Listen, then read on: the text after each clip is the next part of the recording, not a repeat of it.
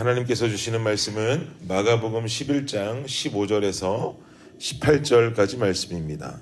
우리 함께 합독하겠습니다. 시작. 그들이 예루살렘에 들어가니라. 예수께서 성전에 들어가사 성전 안에서 매매하는 자들을 내쫓으시며 돈 바꾸는 자들의 상과 비둘기 파는 자들의 의자를 둘러 엎으시며 아무나 물건을 가지고 성전 안으로 지나다님을 허락하지 아니하시고 이에 가르쳐 이르시되 기록된 바 내 집은 만민이 기도하는 집이라 칭함을 받으리라고 하지 아니하였느냐. 너희는 강도의 소굴을 만들었도다 하시매 대제사장들과 서기관들이 듣고 예수를 어떻게 죽일까 하고 꾀하니 이는 무리가 다 그의 교훈을 놀랍게 여김으로 그를 두려워함일러라. 아멘. 네, 오늘 본문이 진행되고 있는 이 본문 속의 시기는 유월절을 앞두고 있는 시기입니다. 유월절은 유대인들에게 있어서 굉장히 중요한 절기 중에 하나죠. 유월절이 되면 예루살렘에 살고 있지 않은 유대인들이라 할지라도 예루살렘으로 제사를 지내기 위해서 와야만 합니다. 제사를 지내기 위해서 반드시 필요한 게 뭘까요? 제물이 필요하죠. 그런데 예루살렘이 아닌 타 지역에 살고 있는 유대인들이 예루살렘으로 오면서 제물을 바칠 동물을 그 고향에서부터 쭉 끌고 온다고 한번 상상해 보세요. 어떤 어려움이 생길까요? 제물이 될 동물을 긴 시간 동안 끌고 온다는 것도 힘든 일이 될 수 있겠지만 그것보다 더 큰 문제가 되는 것은 이 제물은 흠이 없는 동물이어야 하는데 오는 길이 길다 보니까 비행기를 타고 오는 것도 아니고 그래봤자 걸어서 예루살렘으로 제물을 끌고 오는 사람들이 대부분일 텐데 고향으로부터 그 제물이 될 동물을 끌고 오다 보면 그 제물이 될 동물이 다칠 수도 있고 다치면 당연히 제물에 상처가 날 수도 있게 되니까 이 제물은 사용할 수가 없는, 제사에 사용할 수 없는 흠이 있는 제물이 되는 거죠. 15절 말씀 다시 한번 보세요. 함께 읽겠습니다. 시작. 그들이 예루살렘에 들어가니라. 예수께서 성전에 들어가사 성전 안에서 매매하는 자들을 내쫓으시며 돈 바꾸는 자들의 상과 비둘기 파는 자들의 의자를 둘러 엎으시며. 예수님께서 예루살렘으로 들어오셨고 그리고는 성전으로 찾아 들어가셨습니다. 그런데 예수님이 보니까 이 성전 안에서 매매하는 자들이 있더란 말이죠. 어떤 매매냐면 두 가지 매매인데 하나는 돈의 매매였습니다. 무슨 돈을 사고 파느냐. 당시는 유대인 성인 남자들은 1년에 한 번씩 성전세라는 것을 납부하게 되어 있었습니다. 이것은 예수님도 피해갈 수 없는, 누구나 성인 남자라면 누구나 내야 하는 성전세라는 것이 있었습니다. 이 성전세의 용도는 뭐냐? 성전을 보수하고 수리하는데 사용하는 돈이었습니다. 근데 이 성전세의 금액은 약 반세겔 정도였었는데요. 지금으로 환산하면, 지금 화폐 단위로 환산하면 약 한 30만 원 정도 되는 금액의 돈이었습니다. 근데 문제가 뭐냐면 성전세를 내는 돈은 당시 일상에서 사용하는 유대인의 화폐, 로마의 화폐를 사용하지 않았습니다. 성전세로 사용하는 화폐는 두로세겔이라는 것을 사용하게 했는데요.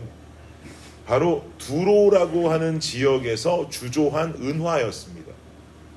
근데 이 두로세겔의 모양을 살펴보면 동전인데 이 동전 앞에는, 동전이 어떻게 생겼냐면 동전 앞에는 한 사람의 얼굴이 새겨져 있습니다. 무슨 이렇게 면류관 같은 걸 쓴 한 사람의 얼굴이 담겨져 있습니다.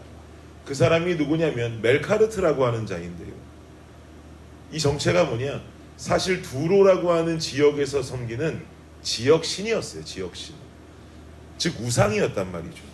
그러니까 유대인들은 1년에 한 번씩 성전에다가 성전 보수를 위해서 내는 그 성전세를 다른 우상의 얼굴이 새겨진 은화로 환전해서 드렸단 말이죠. 참 이게 아이러니하지 않습니까? 그럼 왜 당시에는 이런 우상이 새겨진 동전을 일상에서 사용하는 화폐가 아니라 이런 돈을 성전세로 내라고 한 것일까요? 이 이유를 알게 되면 참 많이 속상한데요. 당시 사용하던 일반적인 은화에 들어있는 은의 순도는 약 80% 정도 됐다고 합니다. 그런데 이 두로 세겔에 사용되는 은의 순도가 94%였대요. 즉 두로 세겔을 성전세로 받는 이유는 더 많은 양의 은이 그 안에 들어있기 때문에 그런 돈을 받기 위해서 일반적으로 사용하는 그 돈을 내지 말고 환전해서 이 두로 세겔로 돈을 드려라 라고 명했다는 것이죠. 그게 무슨 말입니까? 결국 동전이 가지고 있는 은의 양 때문에 하나님의 성전을 위해서 우상이 새겨진 돈으로 환전을 해서 성전세를 납부하라고 했다. 참 속상한 일이죠. 예수님은 이 돈을 환전해 주려고 성전에 들어와 있는 환전상을 그 자리에서 뒤집어 엎고 내쫓아버리십니다. 그리고 성전에서 이루어지던 또 다른 매매는 아까 서론에서도 말씀드린 것처럼 재물의 매매였습니다. 고향서부터 재물을 데리고 오다 보면 흠이 있는 재물이 될 수도 있으니 그거 가져올 필요 없다는 거예요. 그거 가져오지 말고 그 정성껏 바리바리 싸가지고 그 동물 끌고 거기까지 힘들게 오지 말고 예루살렘에 와서 재물을 사라는 거예요. 15절 보니까 비둘기 파는 자가 있었다라고 말씀하죠. 비둘기를 제물로 드린다는 것은 삶이 너무 가난해서 돈이 없어서 양이나 염소를 제물로 드려야 하는데 그만큼의 형편이 안 되던 가난한 사람들이 제물을 비둘기로 드릴 수 있게 되어 있었습니다. 이처럼 이 제물로 사용될 비둘기를 파는 자들이 성전 안에 들어와서 비둘기를 팔았단 말이죠. 그런데 유대 역사 기록에 따르면 원래 비둘기를 제물로 판매하던 비둘기 상들은 처음부터 성전 안에 들어와 있지를 않았습니다.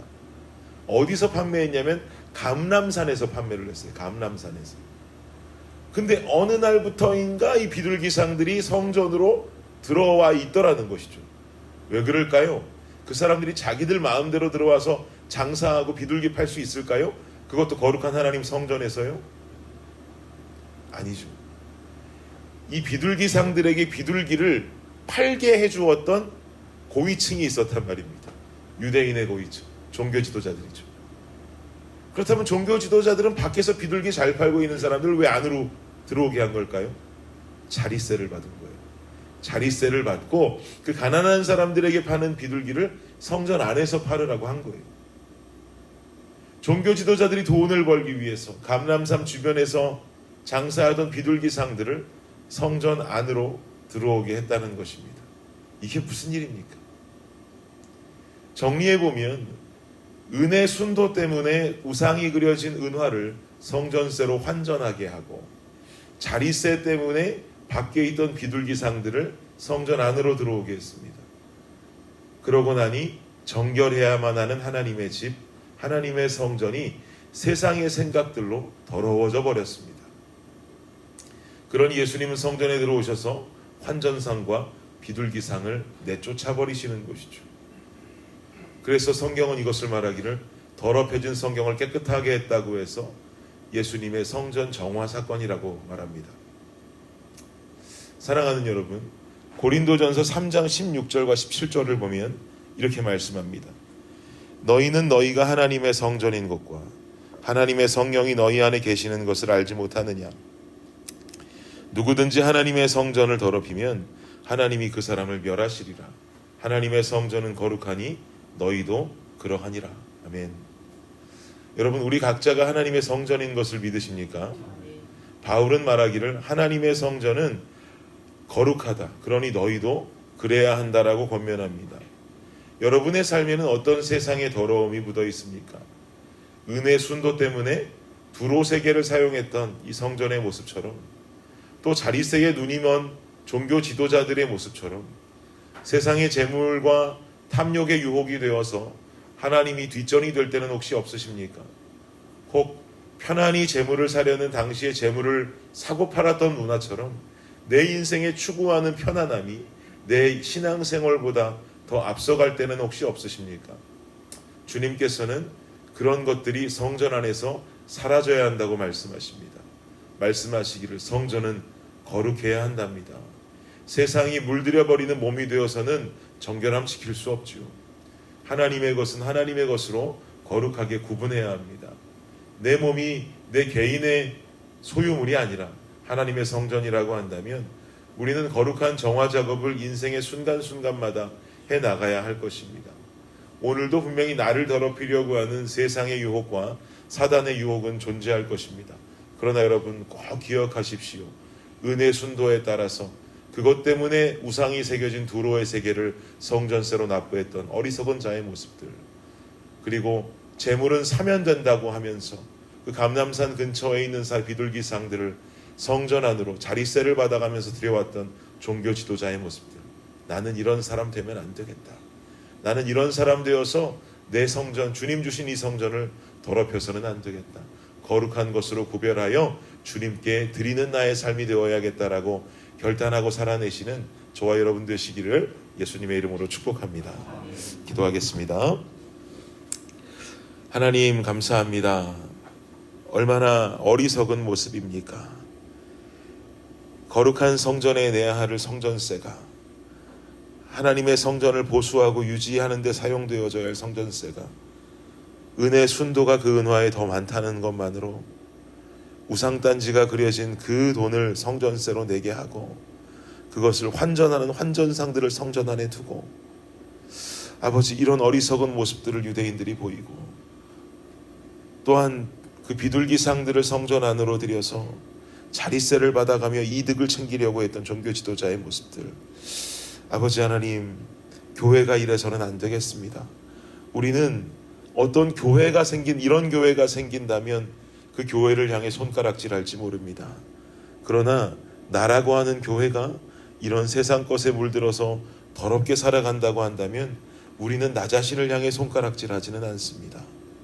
교회를 향해서 손가락질하는 우리의 이런 영적인 판단력이 우리 자신을 향하게 하시고 거룩지 못하게 살아가는 우리의 삶을 주님 앞에 회개하며 우리 개인이라는 교회가 정결하고 정화되어져 살아갈 수 있는 우리의 삶이 되게 하여 주옵소서. 깨끗한 교회의 건물도 중요하고 성전의 모습도 중요하지만 더 중요한 것은 깨끗한 나라고 하는 교회인 줄을 믿습니다. 이 세상 가운데 깨어있는 교회로 서 있는 우리 각자의 삶이 되게 하여 주옵소서. 예수님의 이름으로 기도드립니다. 아멘.